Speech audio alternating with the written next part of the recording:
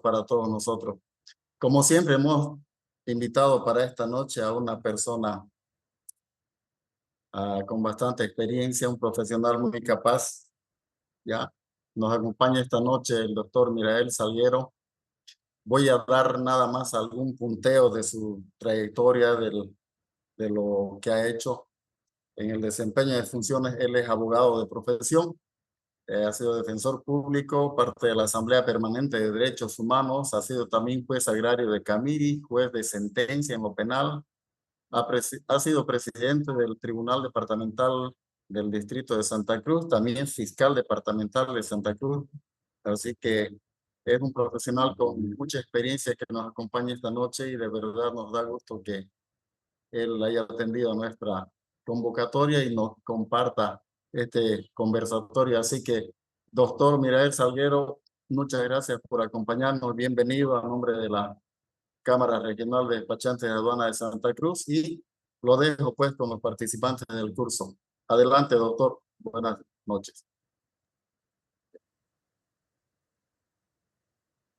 Eh,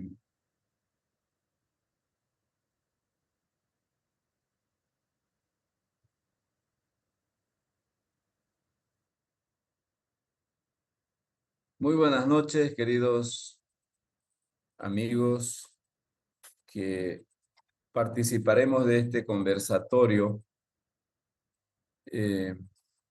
Gracias por la invitación. Como decía, creo que a todos nos interesa una temática siempre actual, la acción de amparo constitucional. Y comenzaremos diciendo ¿qué es la acción de amparo? La acción de amparo es una acción de defensa, ¿no? De defensa es un mecanismo, es una garantía constitucional en realidad, por el cual, por este mecanismo,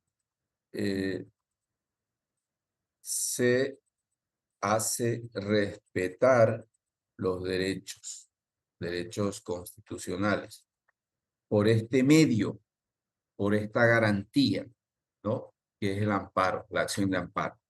La acción de amparo es una acción de defensa. Y como es una acción de defensa, eso me sirve para hacer respetar cuando siento que están vulnerados mis derechos.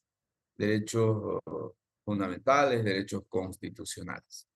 Así, en palabras sencillas, eso. ¿Y cuál es su marco normativo?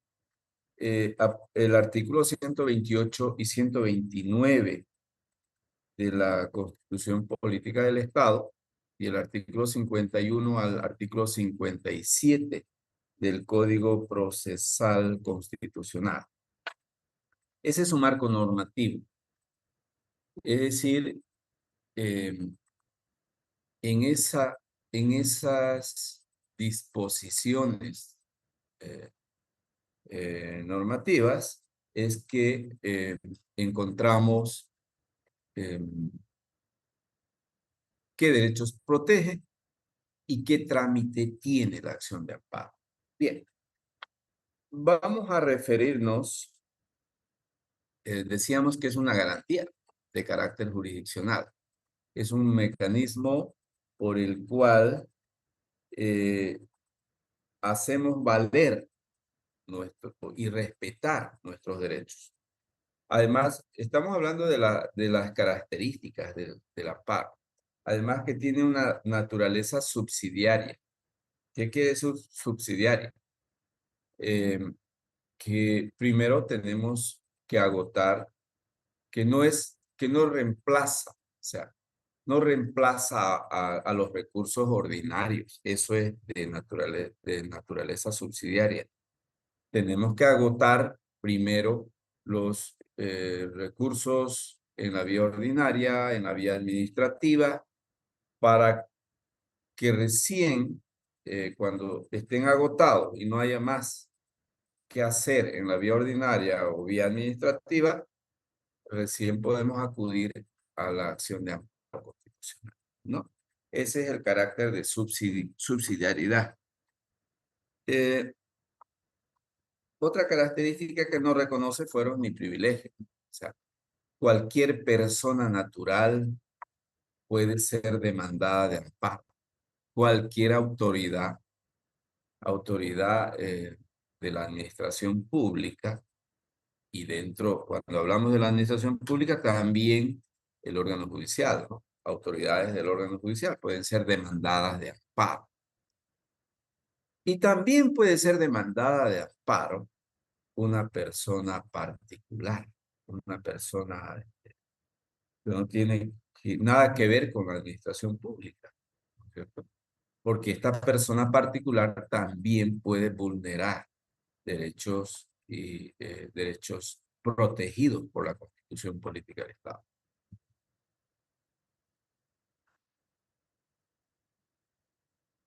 Ahora,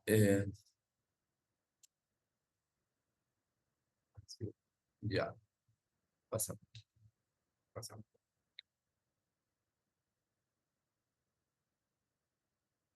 O sea, ¿contra qué actos?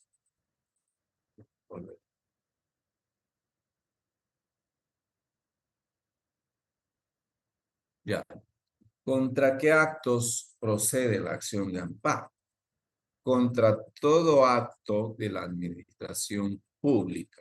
Como decía anteriormente, de la administración pública eh, del Ejecutivo, del Poder Ejecutivo u órgano ejecutivo y actos del órgano judicial, de cualquier acto de la administración pública, excepto contra resoluciones que dicte el órgano legislativo. No procede la acción de amparo contra estas resoluciones, que tiene otro recurso que se denomina recurso contra resoluciones de la Asamblea Legislativa Plurinacional. Bien. Y también, como habíamos ya manifestado, que procede contra actos de particulares, ¿no? Que nieguen o supriman derechos fundamentales. Y ahora, ¿contra qué derechos protege? Habíamos dicho que protege derechos fundamentales, derechos constitucionales. Todos los derechos, excepto el derecho a la vida, excepto el derecho a la libertad. Estos derechos están protegidos de manera particular, específica, por la acción de libertad. Es decir, estos derechos no protegen la acción de amparo. Todos los demás derechos, toda la amplitud de derechos, luego protege la acción de amparo. ¿Ya?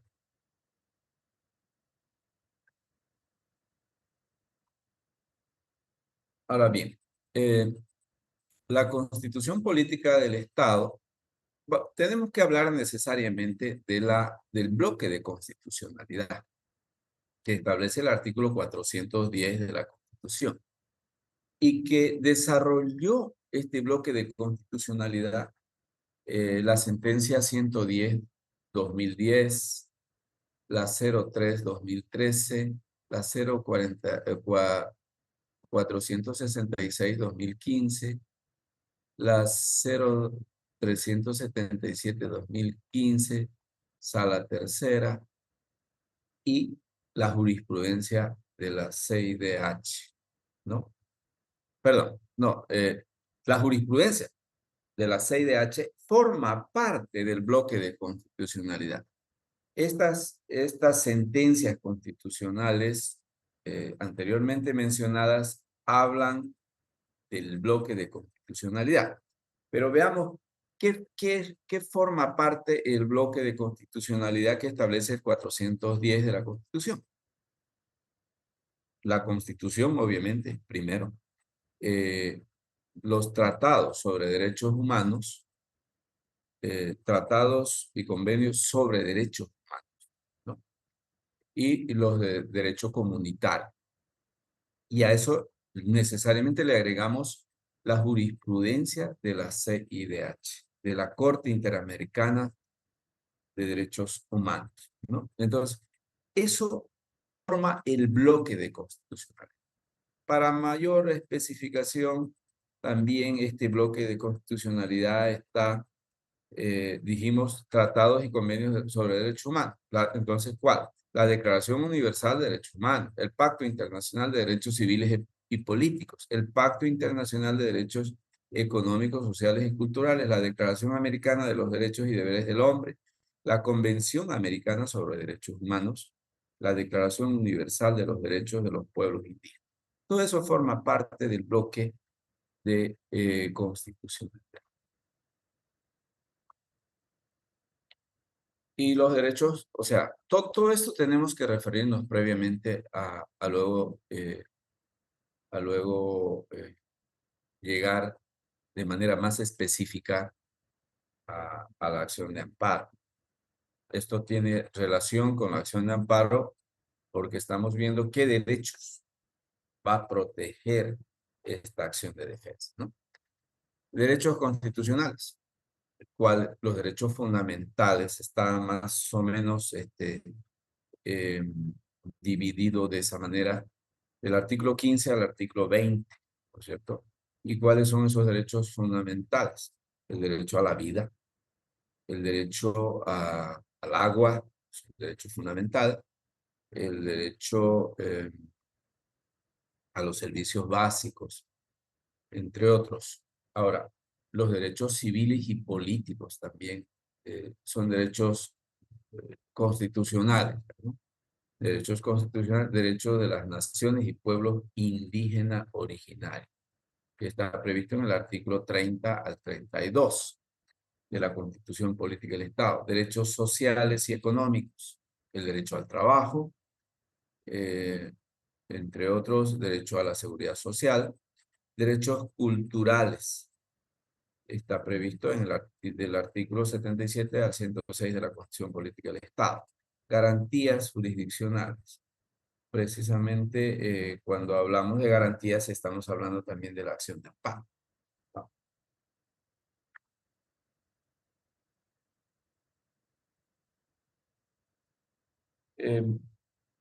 Bien. ¿Qué características tienen estos derechos? Los derechos constitucionales, los derechos fundamentales. Son inviolables, son universales, porque están comprendidos en la Constitución, están comprendidos también en los derechos tratados perdón, en los convenios y tratados sobre derechos humanos. Son interdependientes, ¿no?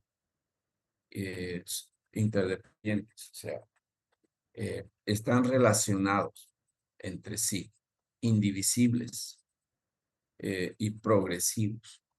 Es decir, no pueden dividirse y de manera progresiva son ambos.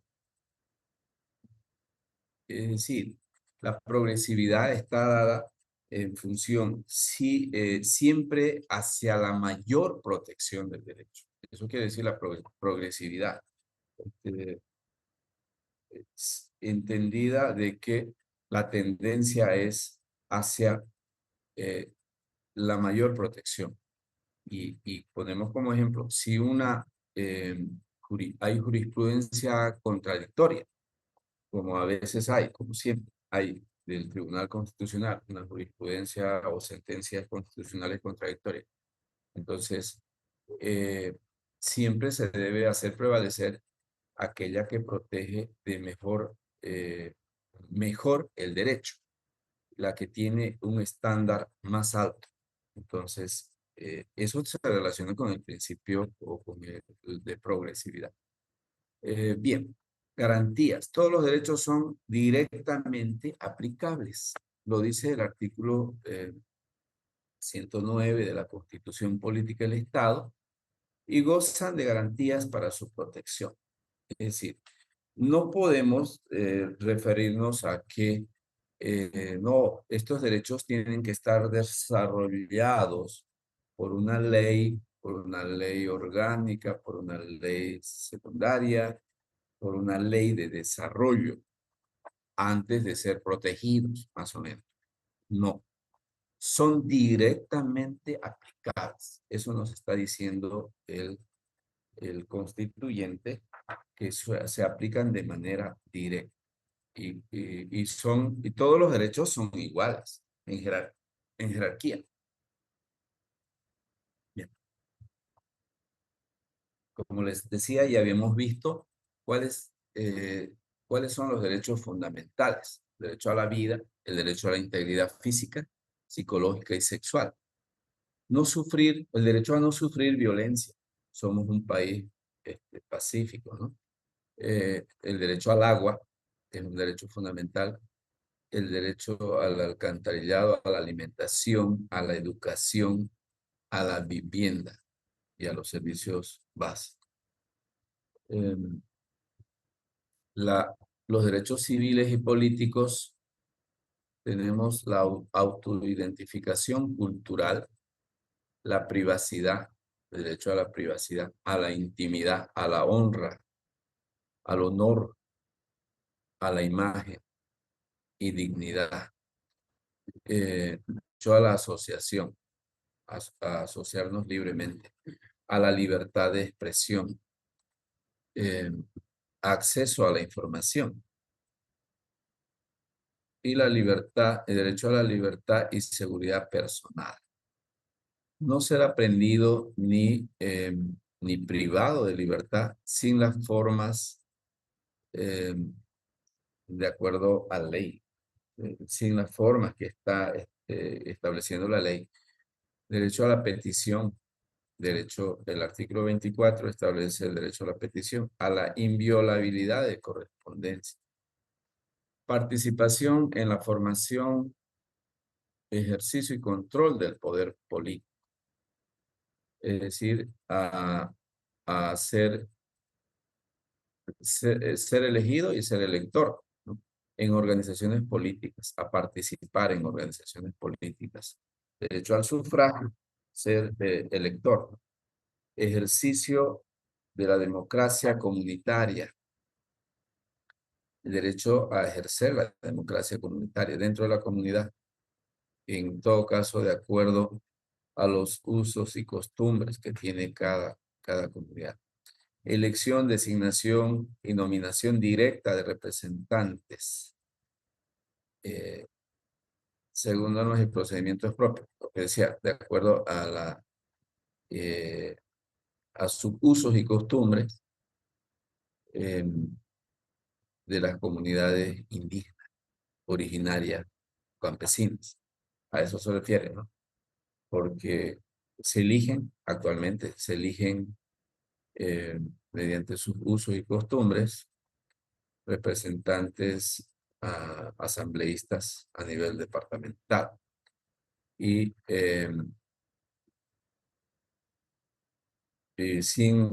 amén de que tenemos varias autonomías indígenas, ¿no? Autonomías indígenas municipales, indígenas. En Santa Cruz tenemos Charagua, Gutiérrez, que sus autoridades se eligen de acuerdo a sus usos y costumbres. En ellos no hay voto universal.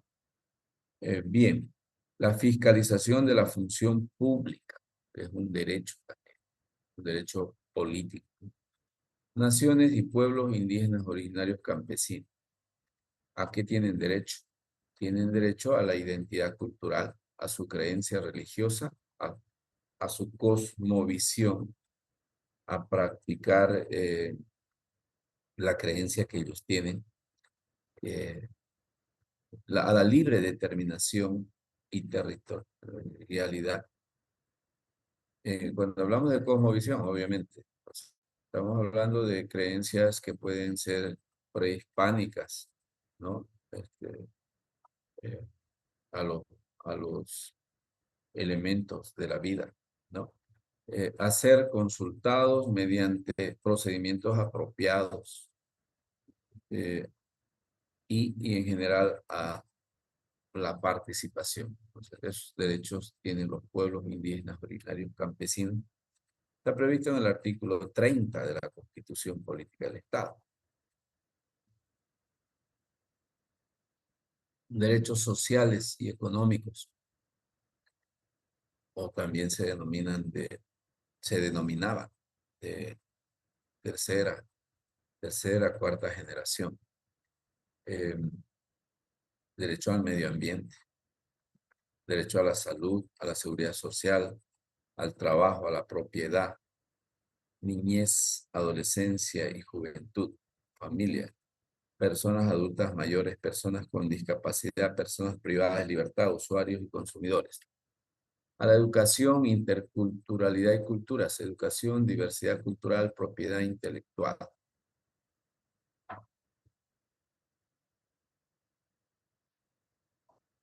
Y ¿cuáles son las garantías? ¿No? Así como hemos visto los derechos, también tenemos las garantías. ¿Y cuáles son estas garantías constitucionales? El derecho a la tutela judicial efectiva, que viene a ser el derecho el derecho de acceso a la justicia, pero no solo de acceso a la justicia. Ese derecho de acceso a la justicia implica el derecho a, a tener una respuesta, una resolución motivada y fundada en derecho a eso, ¿no es cierto? A que se le proteja algún derecho o se le niegue, pero de manera fundada, de manera motivada. Y justicia plural, pronta, oportuna, gratuita, transparente y sin dilaciones. A una justicia plural, cuando hablamos de justicia plural, estamos hablando de que hay varios sistemas de justicia. Entre esos sistemas tenemos el de justicia ordinaria, el de justicia constitucional, el de justicia especial, el justicia agroambiental y justicia indígena, originaria y campesina. A eso hablamos de justicia plural. Entonces, y pronta tiene que ser rápida, pues, ¿no? Se tiene que dar una respuesta rápida, oportuna, pues no puede ser cuando ya, tardía, digamos, cuando ya no haya necesidad de proteger el derecho. Por eso es que hablamos de oportuna. Gratuita, pues, ya no se cobran aranceles de ninguna clase, aranceles, timbres, ingresos de demanda, nada, de carátulas, absolutamente nada. A eso se refiere gratuita, transparente y sin dilaciones. ¿Qué decir? Transparente. Tiene que, la tendencia es a implementar mecanismos que muestren esta transparencia. Y dentro de esta transparencia, mucho se habla de la virtualidad y ahora precisamente estamos en un conversatorio virtual. Eso es muy bueno, el adelanto de la tecnología. Sin embargo, la transparencia también viene asociada a una audiencia presencial, ¿no? Esas contradicciones hay. En una audiencia presencial se pueden muchas cosas que no se podrían o no se pueden en una audiencia virtual. Y para mí eso es transparencia, ¿no? De la audiencia presencial. Y sin dilaciones. Quiere decir que deben ser despachados en los plazos que establece la ley. Presunción de inocencia, otra garantía. Es por demás trillado que la presunción de inocencia implica que no se considera culpable hasta que no se le considera inocente hasta que no se pruebe su culpabilidad. Y esta va a ser probada con una sentencia condenatoria ejecutorial, ¿cierto? Entonces, hasta ahí se considera inocente. Y la persona es una garantía constitucional, es una garantía procesal, que nos va a acompañar en todo tiempo, porque así como podemos ser víctimas, también podemos estar en calidad de encausados. Entonces, esa garantía nos acompaña. Juez natural, el derecho a un juez natural eh, es parte del debido proceso, es parte del debido proceso. Y el debido proceso entendido como una garantía y también como un derecho y como un principio, ¿no? Así que tiene triple dimensión el debido proceso. Y el juez natural es parte del debido proceso, que tiene que ser juzgado en el lugar donde se cometió el hecho. No puede ser juzgado y trasladado hacia otro lugar, el lugar donde sucedió el hecho. A eso, esa es una garantía. Juez imparcial, ¿cierto? Si hablamos de juez natural, también tenemos el juez natural, también es juez imparcial. Tiene que ser juez imparcial. Es decir, no tener compromiso con ninguna de las partes. Con ninguna de las partes, ni con los abogados. Esa es la imparcialidad. El derecho a la defensa. Ahí en derecho a la defensa hablamos de defensa técnica y defensa material. Y es parte componente del debido proceso. Es parte del debido proceso, ¿no? Una garantía y también es un derecho, ¿no? Tiene esas dos dimensiones. Igualdad, podemos hablar de otras garantías como la igualdad de las partes, el derecho de no declarar contra sí mismo, o la garantía de no declarar contra sí mismo. La comunicación previa de la acusación, antes de el encausado debe conocer la acusación previamente y su defensa también, su defensa material y técnica, ¿no? Derecho a la celeridad, a la fundamentación. Claro, es un derecho. Todos son derechos que forman parte del debido proceso. Debido proceso es que tenga derecho a una motivación, fundamentación, a una respuesta fundada en derecho, así como es parte de la tutela judicial efectiva, y a la congruencia, valoración razonable de la prueba, non bis in idem. Y aquí podemos hablar también de un proceso que debe durar un tiempo razonable, no puede ser indefinido, y esa es también una garantía. Proceso que debe durar un tiempo razonable, así como lo establece eh, la Convención Americana sobre Derechos Humanos. Tiempo razonable. Y en nuestra legislación penal, el tiempo razonable es de 3 años, ¿no?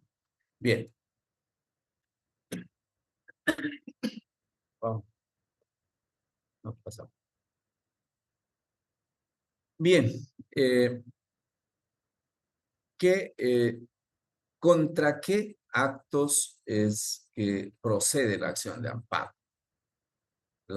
Por acción, una acción ilegal, indebida, ¿no es cierto?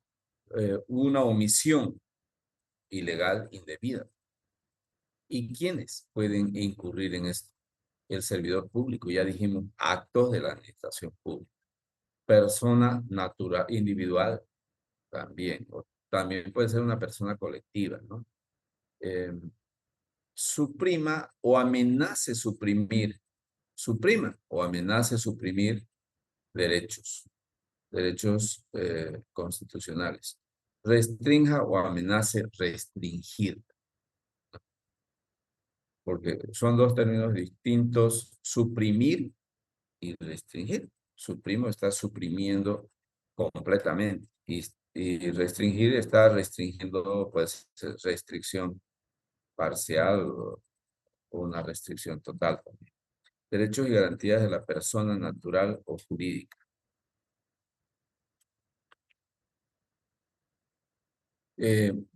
Tenemos que hablar ahora de aspectos procesales, netamente procesales. Y en esos aspectos procesales lo primero que corresponde ver en una acción de amparo es la legitimación activa.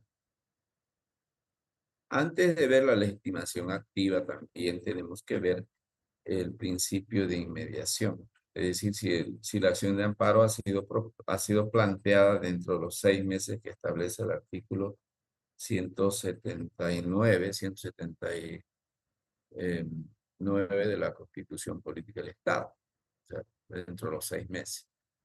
En la legitimación activa, ¿quiénes están legitimados? La persona natural o jurídica. Persona natural o jurídica que ha sufrido el menoscabo, la restricción o la supresión de un derecho fundamental, de un derecho constitucional. Esa persona natural o colectiva está legitimada para plantear la acción de amparo. Lo otro, con poder, de manera directa, la persona afectada o con poder u otro en su nombre. En este caso, estamos hablando ya eh,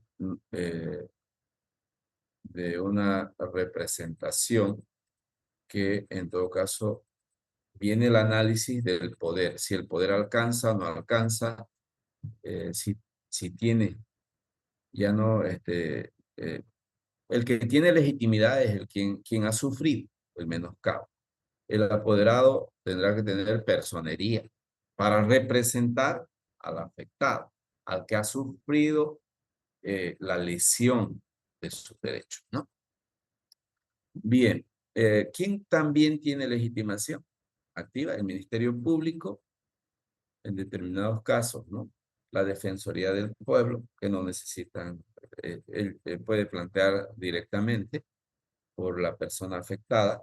La Procuraduría General del Estado, cuando entra a defender al Estado, los bienes del Estado, los intereses del Estado. La Defensoría de la Niñez y Adolescencia, cuando defiende los intereses de un niño, niña o adolescente.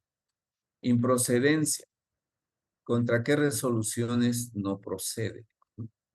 Contra resoluciones que están en suspensión, es decir, que está pendiente de impugnación, de apelación, para ser más claro, no procede contra actos consentidos.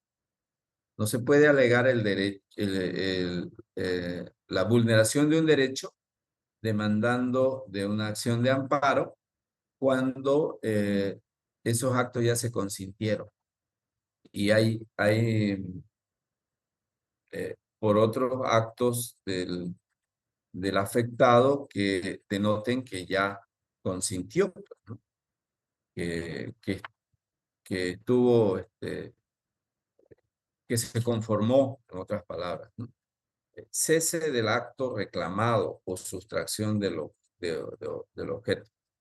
En el caso de cese del acto reclamado, estamos hablando de que en la medida, si cesó la restricción o cesó la vulneración al derecho, la lesión al derecho, quiere decir que no fue tanta la afectación o está conforme nuevamente restituido el derecho, porque hubo un cese ya de esa vulneración. O sea, está más o menos que intacto el derecho o ha sido restituido. En ese caso, cuando hablamos de cese del acto reclamado.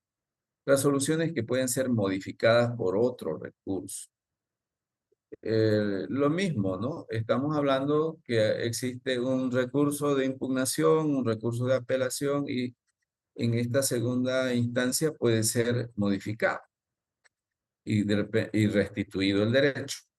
Cuando la omisión corresponde a una acción de cumplimiento. Cuando es en este caso estamos hablando de un incumplimiento a la Constitución o de un incumplimiento a la ley.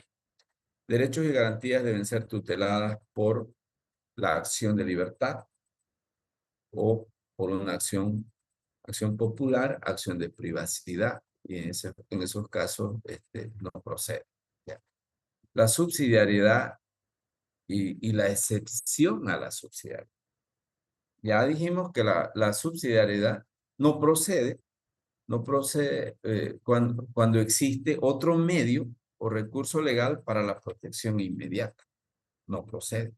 Ejemplo, en un recurso de apelación de una medida cautelar, eh, o se siente que está lesionado.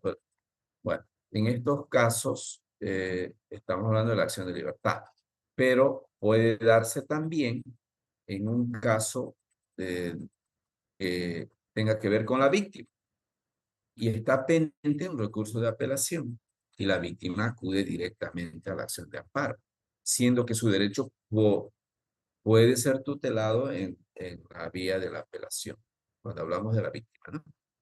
Y cuando hablamos del imputado, él tendría que recurrir a la acción de libertad. Bien. Y continuamos. Eh, ¿cuándo, ¿Cuándo hablamos de la excepción a la subsidiariedad? Porque la regla es la subsidiariedad. Es decir, no es un recurso que reemplace otros recursos. Entonces, esa es la regla. Y la excepción a esa regla es cuando la protección resulte tardía. Cuando la protección resulte tardía y ya no merezca el daño esté hecho. Cuando eh, en ese caso se tiene que proteger de manera inmediata, vía amparo, derecho, protección tardía. Cuando haya inminencia de un daño irremediable, irreparable, si no se concede la tutela. Esas son los dos casos en los que procede el amparo, debe ser sustanciado el amparo y tutelarse. En todo caso, si tiene razón, ¿no?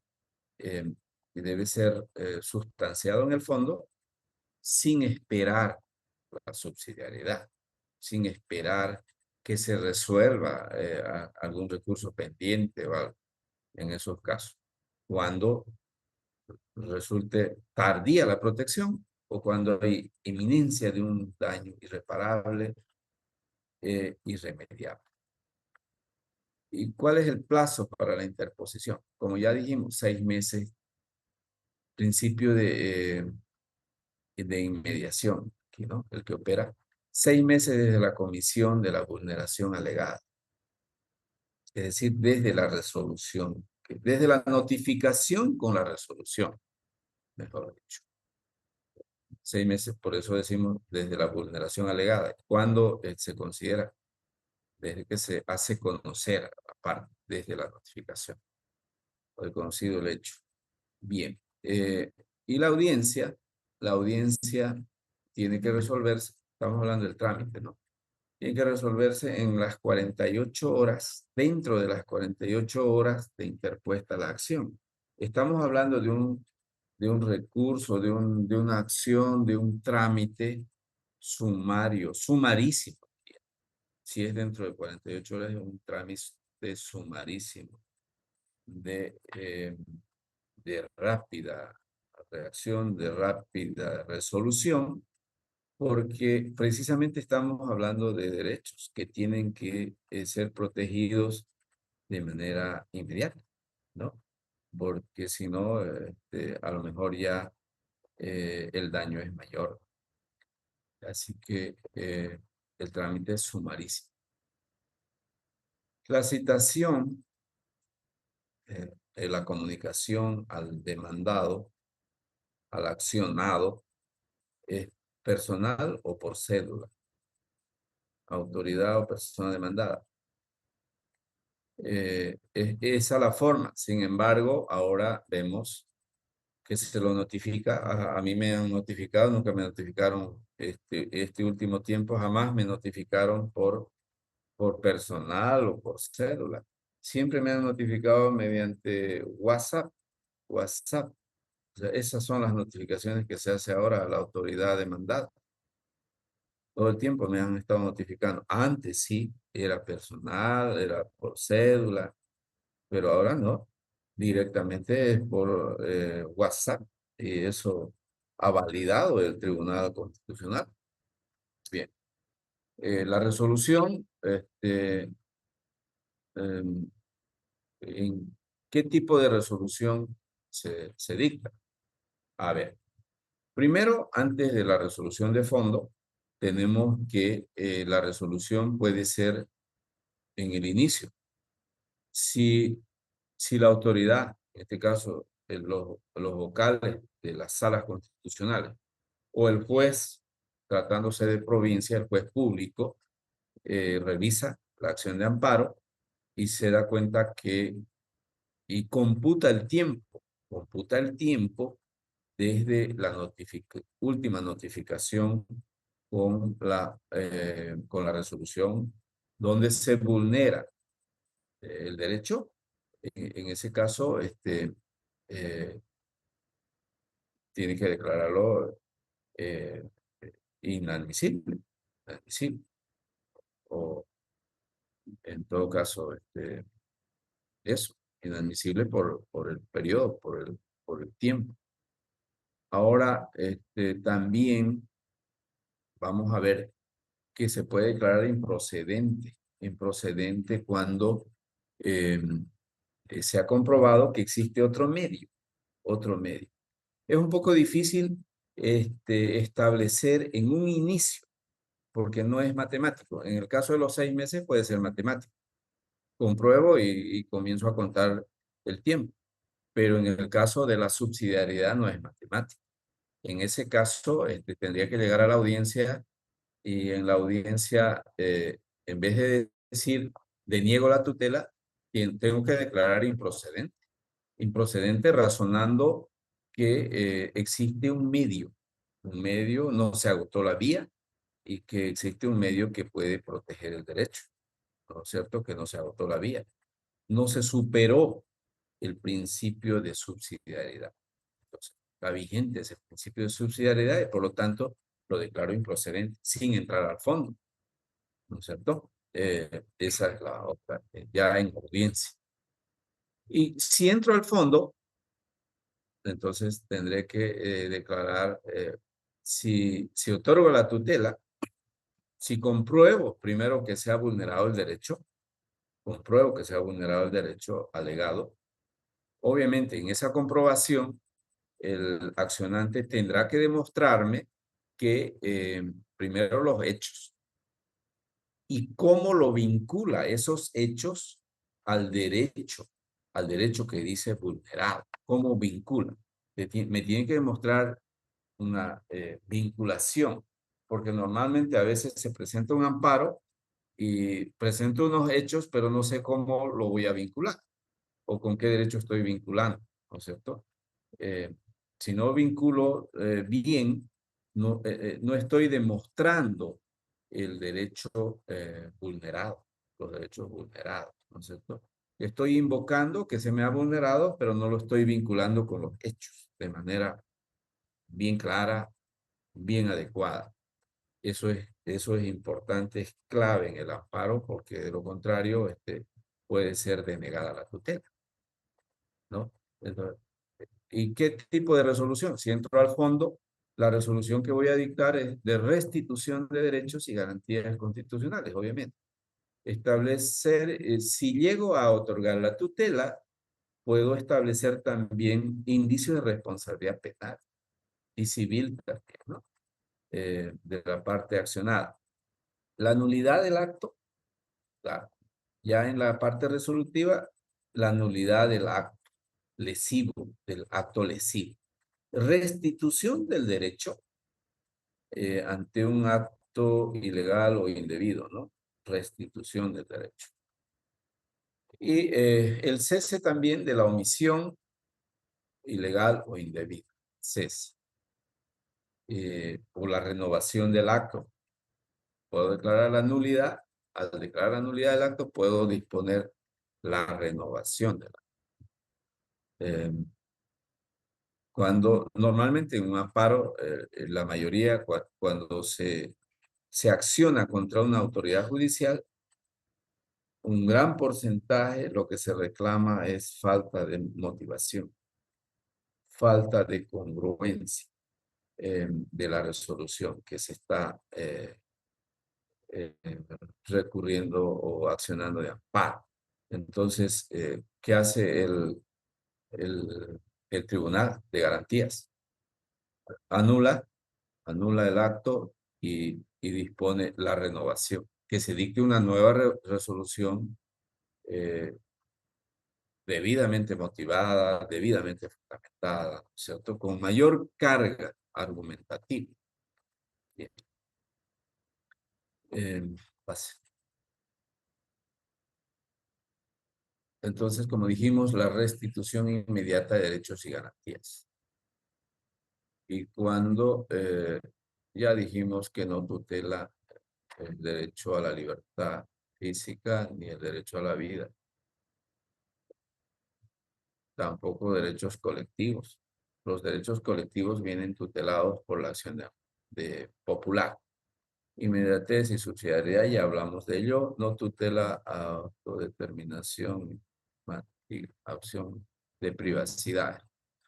Bien, también no habíamos hablado, hablamos de una resolución que otorga la tutela, pero también puede ser denegatoria de la tutela. Entrando al fondo, puede denegar la tutela precisamente cuando les dije que no está bien claro, no está bien precisado cómo están vinculados los hechos al derecho que se invoca como lesionado. Entonces puede ser denegada.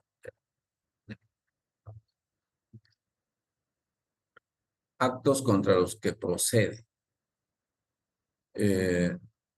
Claro, hay jurisprudencia, no tutela pues derechos y garantías constitucionales de personas fallecidas, pero no. En todo caso, los que van a acudir si se sienten lesionados algún derecho serán pues los herederos, no las personas fallecidas. No procede para dilucidar derechos expectaticios o controvertidos, sino firmes y consolidados, ¿no? Respeto del principio de congruencia entre el acto u omisión indebida. Respeto. Respecto del principio de congruencia entre el acto u omisión indebida. Eh, es, contra estos actos procede, más bien, esta es la procedencia. Procede contra cuando se ha infringido el principio de congruencia, es decir, entre el acto y omisión indebida, denunciado con el derecho acusado de vulnerado.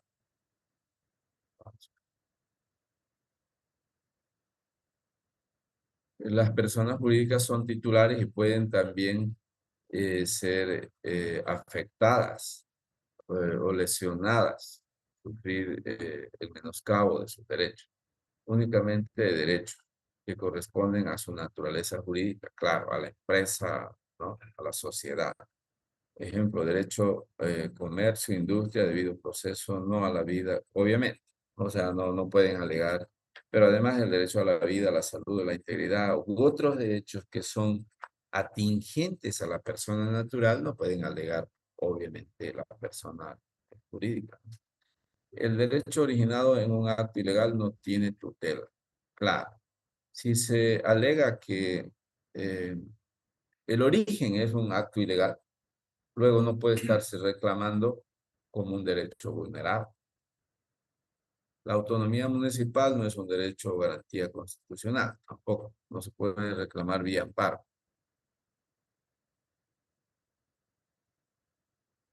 La legitimación activa, ya dijimos, se interpondrá por la persona que se crea afectada por otra a su nombre con poder suficiente o por la autoridad correspondiente de acuerdo con la Constitución. Ante cualquier juez o tribunal competente, ante el juez si se trata en provincias y ante las salas constitucionales en capital. Y hasta 20 kilómetros a la redonda podría atender, es competencia de las salas constitucionales. Siempre que no exista otro medio o recurso legal para la protección inmediata de los derechos y garantías restringidas, suprimidas o amenazadas. Eso ya lo vimos. Legitimación activa, siempre la acción de amparo constitucional podrá ser interpuesta por toda persona natural o jurídica cuyos derechos están siendo restringidos, suprimidos, amenazados de serlo directa contra su nombre con poder suficiente. Ya vimos. ¿Quién más tiene legitimidad? El Ministerio Público, la Defensoría del Pueblo, la Procuraduría, la Defensoría de Paz. Legitimación activa siempre el directamente agraviado en sus derechos y garantías por el acto u omisión denunciada es el titular de la legitimación activa. Ya dijimos, ¿no es cierto? Es la persona afectada y es él quien tiene la legitimidad.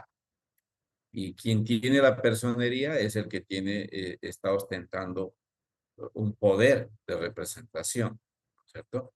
Ese es el que tiene la personería, porque está representando al legitimado, al que fue afectado en sus derechos. Bien. Una institución pública no puede plantear un amparo para hacer cumplir sus potestades, ¿cierto? No procede el amparo en estos casos. La institución pública no puede plantear un amparo para hacer cumplir. El accionante debe ser necesariamente el titular del derecho o contar con poder, ya lo dijimos, expreso para representar al titular. Legitimación activa. No puede plantearse un amparo constitucional con un poder de una persona fallecida, obviamente. O sea, normal, ha habido casos, sí, que se han presentado con un poder que ya estaba desfasado porque la persona otorgante del poder falleció. Un diputado no tiene legitimación activa para plantear un amparo a nombre de otras personas. No tiene, no tiene. Solo a su nombre. Un diputado puede plantear cuando se siente también agraviado, lesionado en algún derecho, pero solo en nombre propio, nada más. Pero representación de otras personas no tiene. Para la representación de personas jurídicas debe plantearse o transcribirse en el poder los estatutos, las actas de elección, la acta de constitución de la sociedad, reglamentos internos no tanto, sí los estatutos,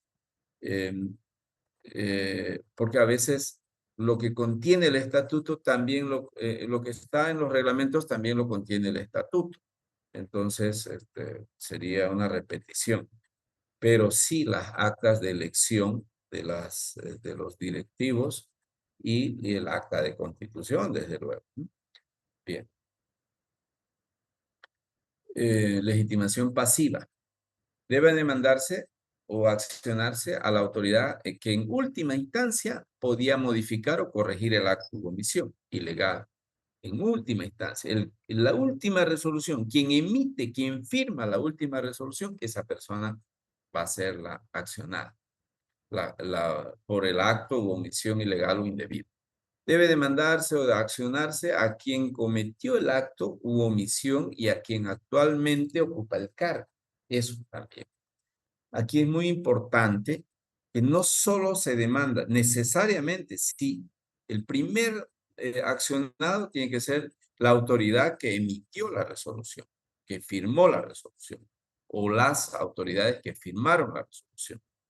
Pueden no estar en el cargo ya. En todo caso, entonces aquí hay que demandar a la que emite la resolución, firma la resolución, pero además a la autoridad que se encuentra en función del cargo. ¿Por qué? Porque quien va a repetir el acto omitido, el acto lesivo, va a ser la autoridad que está en función. Por eso es importante demandar también a la o las autoridades que están en función y que podrían renovar el acto en caso de que el Tribunal de Garantías disponga que cuando se demanda un órgano colegiado debe demandarse o accionarse a todos, así no aparezcan firmando la resolución. A todos. Si estamos hablando de un acto o de un órgano colegiado, ¿no? Una directiva. se debe demandar o accionar a todos, aunque todos no firmen la resolución, ¿ya? Bien. Legitimación pasiva siempre. El recurrido o el accionado debe ser la autoridad que emitió la resolución o el acto, no quien realiza su cumplimiento o ejecución. Ya vimos, ya, ahí, ¿no? Cuando el órgano jurisdiccional jerárquico no corrige las... Bueno, aquí anteriormente hay quien emite y hay quien cumple, ¿no? O manda a cumplir. El demandado no podría ser el que está mandado a cumplir. En todo caso, el demandado o accionado es quien emite esa aclaración, ¿no? El que está cumpliendo no tiene razón de ser demandado. Cuando el órgano jurisdiccional jerárquico no corrige las vulneraciones a derechos y garantías, asume toda la responsabilidad. Cuando el órgano jurisdiccional jerárquico no corrige las vulneraciones o derechos, claro, en este caso estamos hablando de el cierre en el caso de derecho administrativo, eh, este, eh, bueno, no, en el jurisdiccional jerárquico, no administrativo. Estamos hablando quién en determinadas resoluciones, el cierre, por ejemplo, es en el Tribunal de Apelación. En medidas cautelares, el cierre es el Tribunal de Apelación. En sentencias es el Tribunal de Casación. En esos casos, el demandado tiene que ser, pues, o el accionado tendría que ser el último, ¿no? El Tribunal de Casación, que está emitiendo la última resolución. Pero por eso decía, en determinados actos es el Tribunal de Apelación. El cierre. Los informes no causan agravio pese a tomarse en cuenta en la resolución y no generan responsabilidad. Claro, los informes, normalmente estos informes forman parte de un proceso, forman parte, constituyen prueba y no pueden ser demandados. O sea, en todo caso, no pueden ser objeto de la acción. En todo caso, es la resolución, ¿no es cierto? El que sirvió, el informe si bien sirvió de base, pero la que tiene que ser cuestionada es la resolución. Bien. Legitimación pasiva, seguimos. Contra un tribunal colegiado debe accionarse con, ya lo vimos. ¿Sí? Excepción, cuando el tribunal se compone por muchos miembros puede ser planteada contra el presidente de dicha instancia. Vimos que excepción, cuando se compone por muchos miembros, dijimos que un tribunal colegiado tiene que ser todos, pero si estamos hablando de demasiados miembros colegiados, demasiadas personas, puede ser el accionado solamente el presidente, ¿no? Cuando no se puede llenar una página, o llenar 2 o 3 páginas, imagínense ustedes, hay casos así, ha habido casos. Entonces, pues tendremos que dirigirlo contra el presidente nomás. Pero si un tribunal o un ente colegiado de 5, 6, 10 personas, hay que dirigirlas contra todas. Debe plantearse el recurso ante la última autoridad jerárquica. Ya lo vimos que conoció el proceso y pudo reponer el derecho.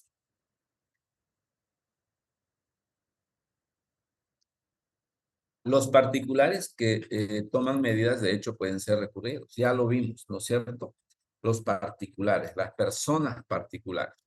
Y aquí tenemos un ejemplo bien claro, visualizado, objetivizado, en los casos de avasallamiento.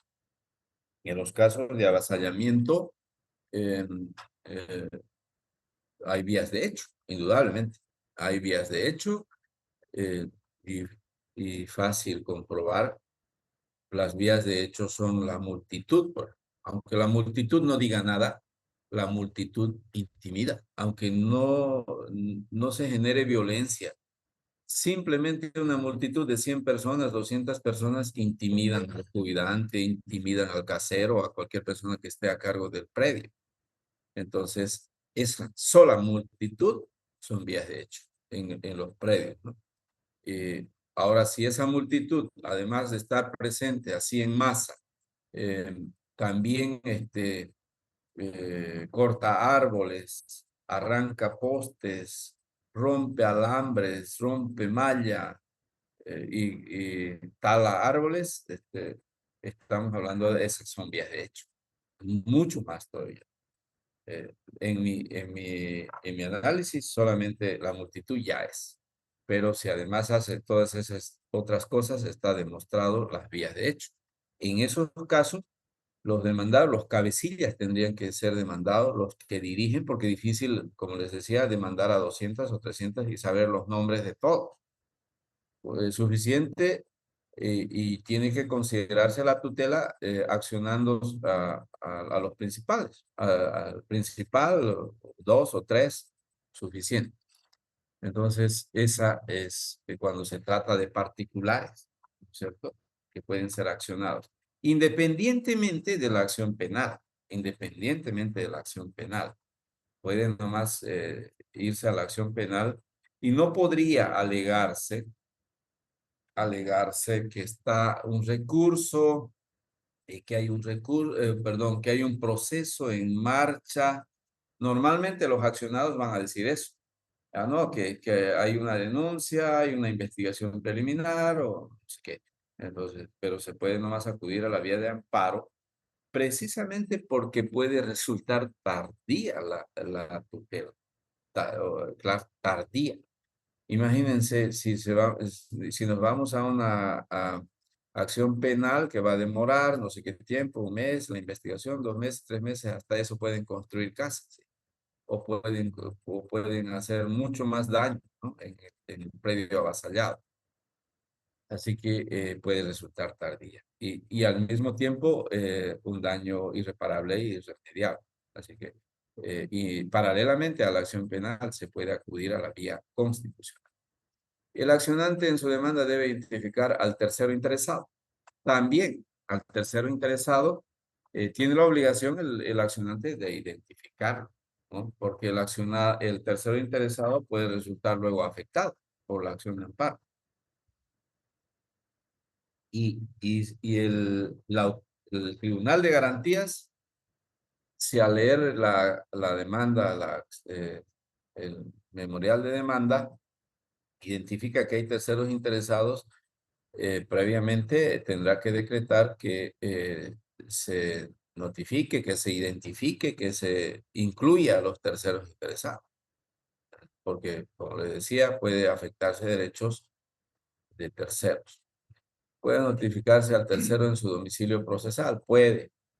Si es conocido el domicilio procesal, sí se puede. Improcedencia. La acción de amparo constitucional no procede. Vimos contra resoluciones cuya ejecución estuviera suspendida por efecto de algún medio de defensa o recurso ordinario. Pásalo, ya vimos eso. Dentro de las fortalezas contra actos consentidos y libremente y expresamente o cuando hayan cesado los efectos del acto reclamado. Lo vimos. Debilidades contra resoluciones judiciales o administrativas que pudieran ser modificadas o suprimidas por cualquier otro recurso. Aquí estamos hablando del principio de subsidiariedad, del cual no se haya hecho uso oportuno. Aquí, nos vamos a centrar un poquito aquí. Si no se hizo uso oportuno, ya no queda ese recurso ordinario y se dejó vencer y no se hizo en su momento, eh, ya no se puede plantear amparo, no se puede, porque luego el Tribunal de Garantías nos va a decir, ustedes pudieron plantear un recurso de apelación en su momento y no lo hicieron. Y por esa vía tenía que ser revisado y corregido y repuesto el derecho lesionado. Entonces, en este caso el accionante está fundido, ya no puede reclamar, ¿cierto? No es que está pendiente, sino que se dejó vencer y no utilizó los recursos que la ley le franquea, no utilizó en su momento. Oportunidades. Cuando la omisión de la servidora o el servidor público vulnere un mandato expreso de la Constitución Política del Estado o la ley. Claro, aquí está claro, si no se cumple la Constitución o si no se está cumpliendo la ley, ¿no es cierto? Está previsto, no se cumple, no podemos irnos a la acción de amparo para que se cumpla. En todo caso, tendríamos que acudir a la acción de cumplimiento como medio de defensa, ¿no? Acción de cumplimiento. Para hacer que se cumpla esa disposición normativa, esa disposición de la Constitución o esa disposición de la ley. Ya. Amenazas. Cuando los derechos o garantías vulnerados correspondan ser tutelados por las acciones de libertad, de protección, de privacidad o popular. Claro. No podemos alegar la vulneración de derechos colectivos porque ahí nos van a decir esto, acudan pues a la acción de popular, derechos colectivos, no podemos reclamar en una acción de amparo. Tampoco podríamos reclamar en una acción de amparo el derecho a la vida y el derecho a la libertad, que son tutelados por la acción de libertad y de privacidad. Para eso está esta particular acción de defensa, de protección de la privacidad. La subsidiariedad ya vimos, inmediatez, ya lo vimos, dicha acción será viable cuando la protección pueda estar. Ya lo vimos, esto. Tanto la subsidiariedad como la inmediatez y tanto también, lo vimos también la excepción a la regla de la subsidiariedad. Cámbialo. Subsidiariedad. Es subsidiario.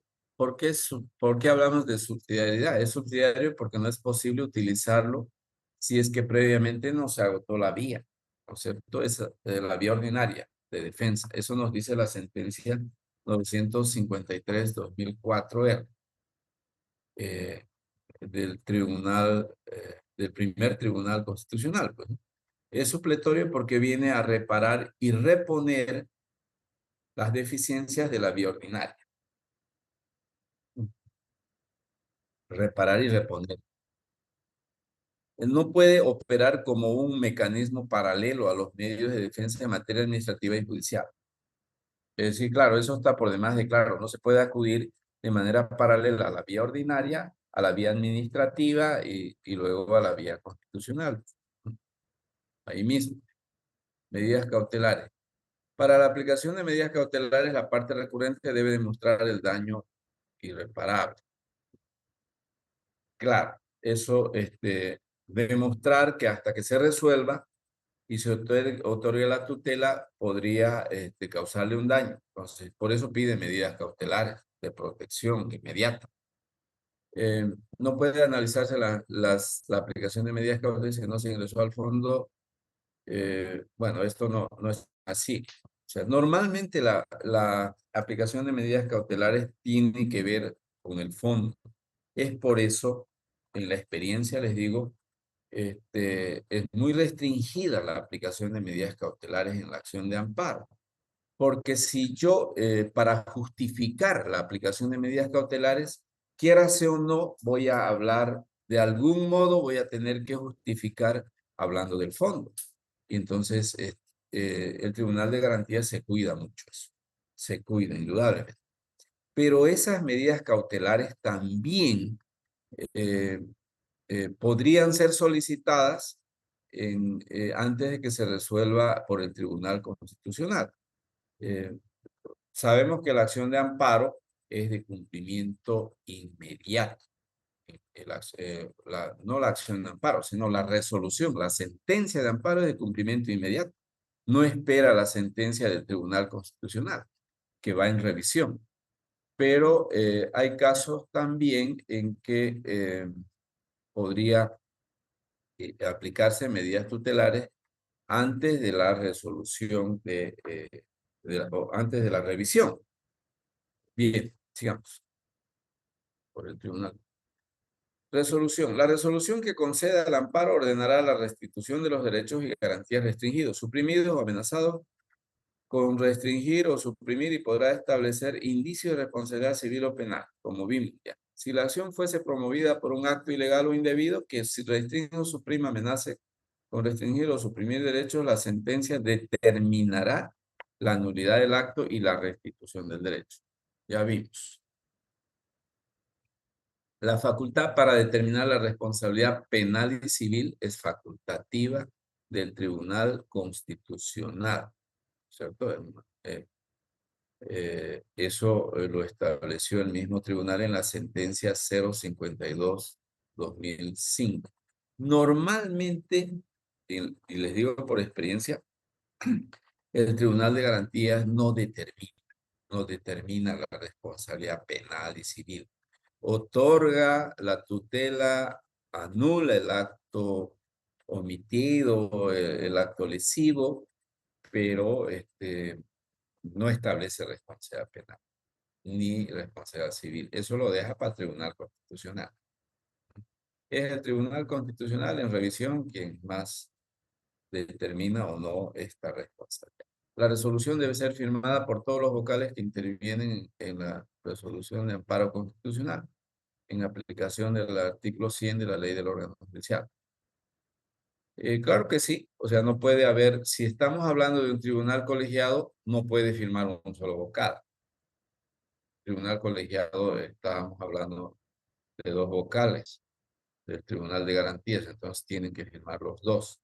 Cuando se trata de un juez de garantías en provincia, lo firma un juez, nada más, ¿no? Pero si hablamos de un tribunal colegiado, compuesto por 2 personas, los 2 tienen que firmar. Eso. Y con eso estamos concluyendo el presente conversatorio y estaría presto a absolver cualquier pregunta, cualquier duda o algún comentario que quieran hacer. Gracias.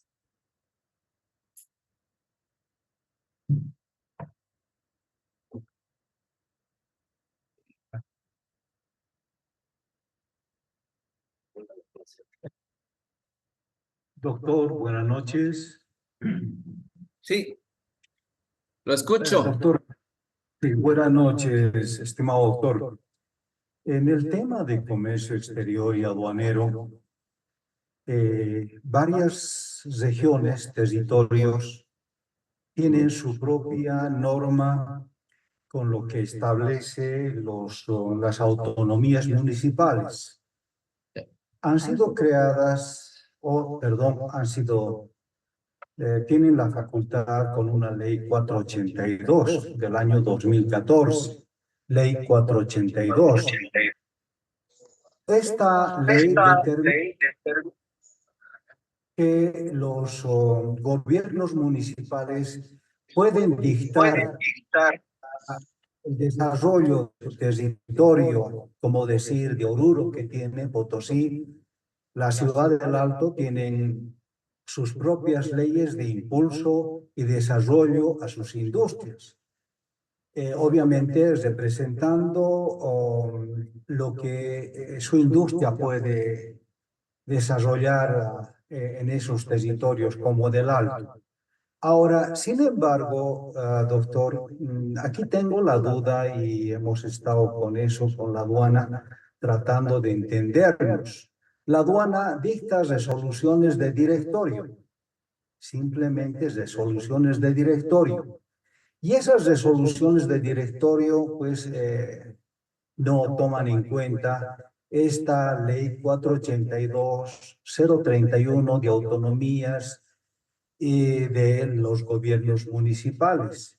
Usted muy bien hoy en este conversatorio expresó lo que representa la jerarquía de la ley, el artículo 410 que mencionó usted. Entonces, jamás, nunca, en mi punto de vista muy humilde, esa resolución de directorio puede ir a negar los derechos que tienen los territorios municipales. No sé si ha sido claro, estimado doctor. Esa es la duda, esa es la pregunta a su persona. Sí, he entendido la pregunta. A ver, aquí entendí, a ver si me dice que entendí bien antes de responder. La resolución de aduana como que está negando derechos establecidos en la ley 482 de autonomías municipales, ¿no? Y que estos municipios dictan leyes de desarrollo de industrias, o sea, de acoger inversiones en su municipio. Y la ley o mejor dicho, la resolución que dicta la aduana es solo de directorio y está contraviniendo o está yendo en contra de de esta ley municipal. ¿Eso es lo que entendí? Hola. Exactamente, Ya, exactamente, estimado. ya, muy bien. Este, a ver, lo que tendría que hacerse,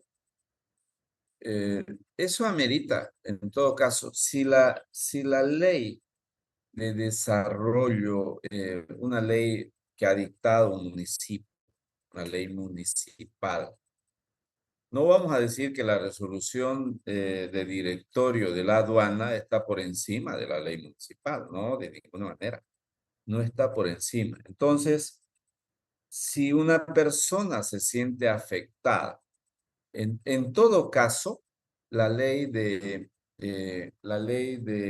municipal, eh, eh, la ley municipal que se dicta en favor de la industria, del comercio, eh, es es en base a un reconocimiento constitucional también. No va a ser que esté fuera de la Constitución. Si es así, en base a un reconocimiento constitucional de no vulneración de derechos y todo, en ese caso, se puede demandar de acción de amparo, obviamente agotando los recursos administrativos contra la resolución de aduanas, del directorio de aduanas. Se tendría que agotar la vía administrativa y luego demandar o accionar de amparo constitucional en base a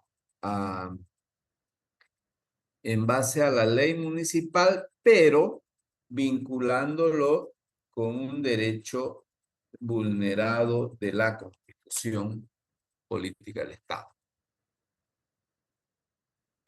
No sé si le resuelve de alguna manera o le absuelve la pregunta. Eh, no sé, a ver. Completamente claro, estimado doctor, Sí, ya. completamente claro. Y Claro, muchísimas porque gracias. sí, la ley que está, la resolución que contraviene la ley municipal, la resolución de directorio, para empezar, es de menor jerarquía, la resolución, de una menor jerarquía. Es resolución, pues la otra es ley. Esta está vulnerando la ley, la resolución. Y la ley ha sido dictada en base a la Constitución. Entonces, de seguro que está protegiendo derechos. Y hay que identificar qué derechos constitucionales está vulnerando esta resolución. Pero previamente hay que atacarla por la vía administrativa, por la vía hasta que se agote el trámite administrativo. Una vez agotado, ya se acciona, se va por la acción de amparo, alegando que han sido vulnerados derechos constitucionales y resaltando la ley municipal, ¿no es cierto? Gracias. A usted, doctor, muchas gracias. Doctor, ¿cómo le va? Buenas noches. Buenas Una noches. consultita. Bueno, como estamos en tiempos eleccionarios, que se están viendo, ¿no? Las elecciones, en la universidad nosotros hemos llevado un proceso electoral, ¿no? Donde se emitió lo que es una convocatoria, se dio al lugar lo que es al proceso electoral, ¿no? Y dentro de eso hubieron actos que que se encuentran no dentro de nuestro reglamento electoral para plantear recursos de impugnación, ¿no? Como nulidades, ¿sí? Y en el tiempo previsto, ¿no? Donde tenían que plantearse estos recursos, han sido presentados, pero da la curiosidad de que el órgano, el órgano de poder, ¿no? Que vendría a ser la Corte Electoral, no se ha manifestado, ni ha respondido, ni se nos ha notificado, y se ha llevado adelante la posesión, la designación, todo eso, y hasta ahorita no ha habido ni siquiera respuesta, ¿no? De parte de las impugnaciones que hemos presentado. Por mi parte, considero que hemos agotado, ¿no? La instancia administrativa porque presentar esos recursos ya dice, ¿no? El reglamento electoral dentro de la UGRM que estarían agotándose porque no hay más instancias, ¿no? Estaría habilitándosenos el recurso para plantear el recurso de amparo, pero teniendo en cuenta de que no tenemos la resolución, ¿cómo podríamos arreglar o solucionar este problema? Claro. A ver, tenemos que la acción de amparo se puede plantear dentro de un plazo de 6 meses de la omisión indebida o del acto indebido, ¿no? Lesivo, ¿ya? 6 Mm, meses. Bien. Eso para empezar, lo tenemos ahí.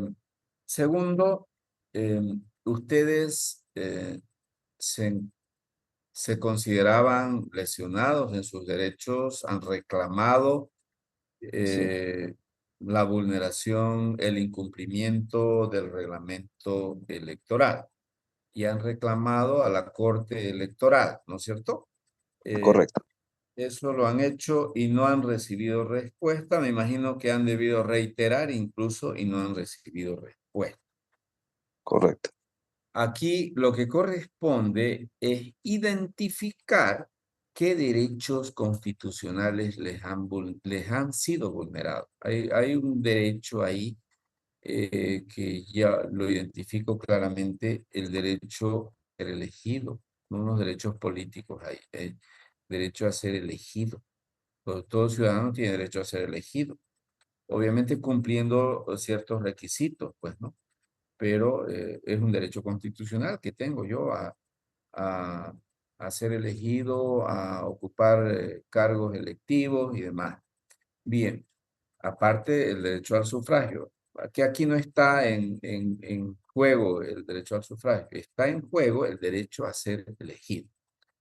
Eh, En virtud a ello, corresponde, como no les ha dado respuesta la Corte Electoral y no pueden seguir esperando más, aunque no sé si está previsto en el reglamento qué tiempo tiene la Corte Electoral para responder. Me imagino que se ha superado ese plazo, si es que lleva plazo.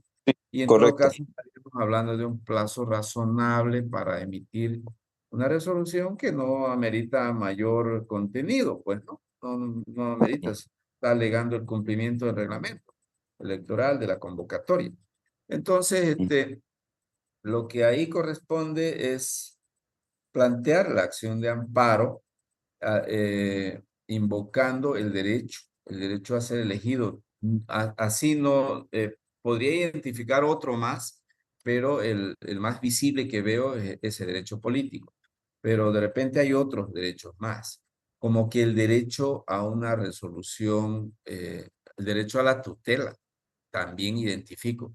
Porque si yo le estoy diciendo al al árbitro, a la Corte Electoral, le estoy diciendo esto está contraviniendo la convocatoria, contraviniendo el reglamento y le estoy reclamando, tengo derecho a una resolución motivada, que me responda, no me responde, entonces me está vulnerando mi derecho a la tutela judicial, ¿no? Eh, ahí identifico dos derechos. Ahora, no puedo invocar el derecho a la petición porque lo hice y no tuve respuesta. Tengo que invocar los derechos de fondo, que son el derecho a la tutela y los derechos políticos a ser elegido. Porque si lo invoco el otro, solamente la Corte Electoral, el Tribunal de Garantías va a decir responda, conteste. Y el otro va a contestar como quiera y ya no puedo poner más amparo, no puedo nada ya. Entonces tiene que ser de fondo. El ataque de fondo es que ya no interesa que conteste, ya no sirve que conteste, en otras palabras, ¿no? Aquí se tiene que reparar, el reparador, el amparo, restituir el derecho. Y en este caso, si no lo dejan participar o no sé qué, algo ha pasado ahí, tendría que repetirse el acto. Ah, pero ya hubieron las elecciones y no sé qué, no sé cuánto, ya esto está reclamado muy tarde. Sí, pero está dentro del plazo de los 6 meses, ¿no? Actos precluidos podrían salir por actos precluidos, ¿no? Pero, como usted dice, que se reclamó a tiempo. Eso es lo que tienen ahí, que no tuvieron respuesta. Entonces, se puede plantear la acción de amparo y tendría que repetirse el acto específicamente en esos cargos. No todo el acto, de repente solo en esos cargos. ¿Ya? Gracias. Ya, muchas gracias, doctor.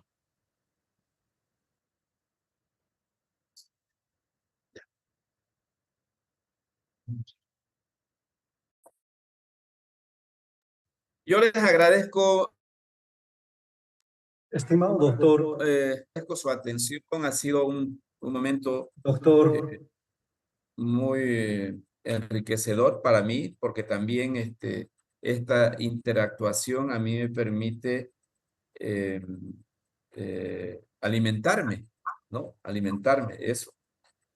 Así que les agradezco en gran manera su atención prestada y estamos en cualquier momento, alguna temática que sea de su interés y que pueda yo desarrollarla, estoy presto, pues.